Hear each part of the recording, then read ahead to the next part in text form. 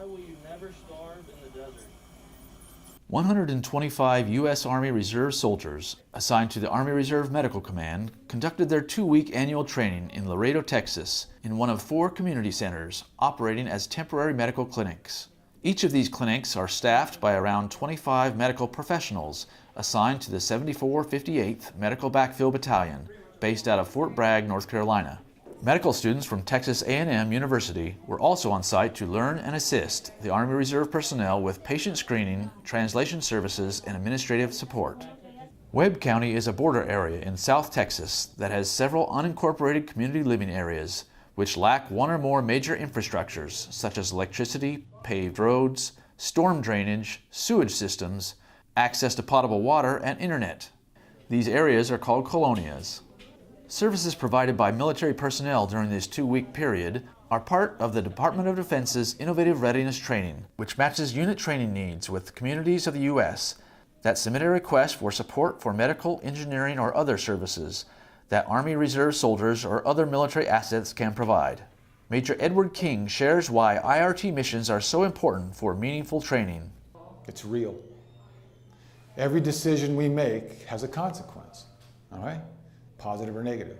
IRT missions can also include projects like road building and providing electricity.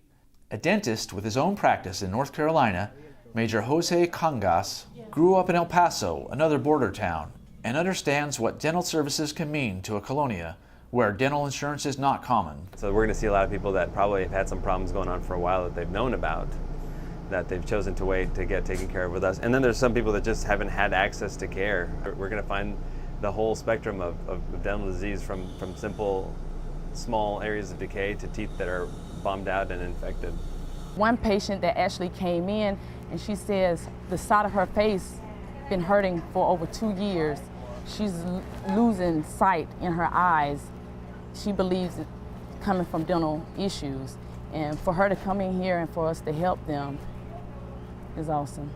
Dental services include exams, x-rays, fillings, cleanings, and extractions. Referrals for additional work were recorded by Gateway Health personnel who remained on site to collect patient data and ensure continuity of care for all medical services needed. The appointment schedule was completely booked for all 4 locations once the communities were made aware of the services being provided, with an anticipated 200 patients per day per location between the appointments and the walk-ins. Nearly 5,000 community members received more than 16,300 services throughout this 2-week period. Everybody that walks in here, we smile, we welcome them, we find out why they are here, what we can do for them. So they are very happy with us, to be frank, and we are very happy to take care of them. Services provided nearly 1,000 tooth extractions, over 300 fluoride treatments, preventative care education for more than 2,150 residents, and over 1,700 pairs of glasses were fabricated for residents by a team of 6 active duty service members assigned to the Naval Ophthalmic Support and Training Activity based out of Virginia. Petty Officer 3rd Class Devin Stinson has made glasses in the field before in Mississippi and New York on similar missions. I think it's important to give back to the community. We have a responsibility to the American people to just come out here and give them good medical care.